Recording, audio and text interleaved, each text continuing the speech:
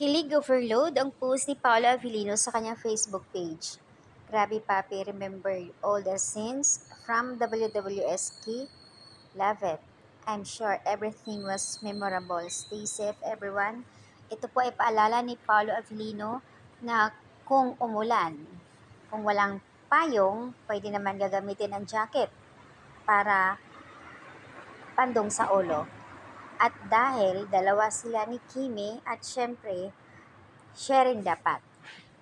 Diba napaka-sweet ni Pao? Okay, game.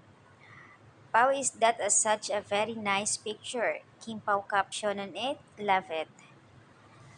Dahil nga maulan nga kasi bagyo kaya paalala kung walang payong pwede naman jacket.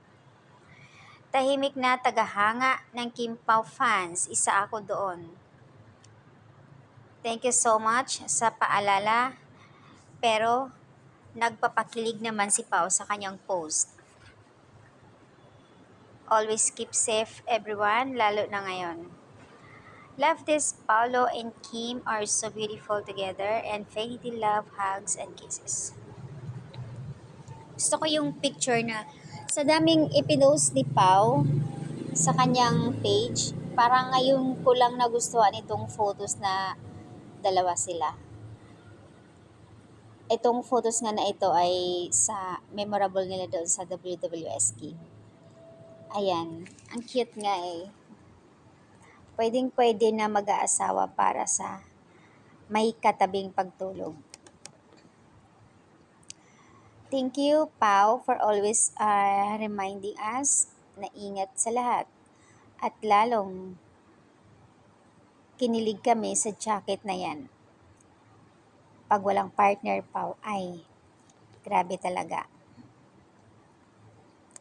So, that's an update, guys. Paolo Avellino post picture nilang dalawa ni Kimi. Basta ako kinilig sa post niya. 'Di ba ang sweet? Nagpapasalamat naman ang mga netizens, mga Kim Pao fans sa post ni Paolo dahil kilig overload. Do throwback pero nakakakilig, 'di ba?